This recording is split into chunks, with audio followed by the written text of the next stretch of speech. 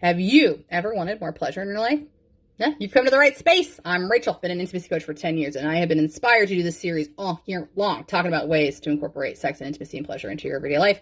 And this month is fun because we're just talking about actual content instead of talking about product of the things that I typically am talking to my clients about. So the things that we frequently are conversating about, okay? So this thing I want to talk to you right now is about having the expectation that date night's taking it to the next level. Okay, so we know we're heading to the bedroom basically. Now, when I talk about this at the in-home party experience, it's kind of fun because we giggle. And what I mean by that is if there is an expectation that it's date night and both people know, then it kind of changes the whole environment of the game, right? Meaning, like, if there is an expectation like partner potentially wants to have sex, but maybe other partner doesn't, then the whole dynamic's off, right? Because if you go to dinner and one person's being very loving and flirty, but the other person's being kind of standoffish because they're nervous that if they even be a little bit flirtatious with you, that's going to open the door to insinuate that they want to have sex, and they don't want to do that, so they're going to be cold and callous in the very beginning, so they'd be off-putting to you.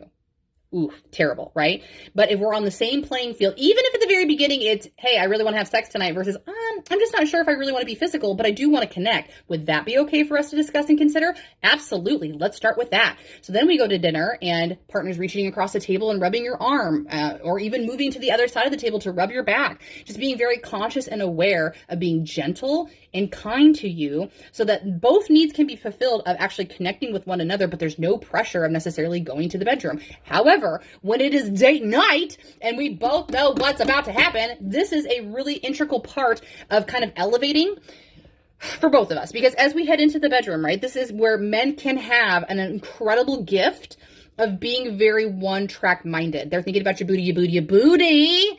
And unfortunately, through all of the women, over 3,500 of you on average that I've spoke to over the last 10 years, although you might enjoy for your headspace to be in that same kind of cognizant awareness that partner's in, you're not. Because you have been culturally conditioned to be distracted. You're thinking about your laundry list of chores you haven't done. Why is he touching your boob like that? Doesn't feel very good.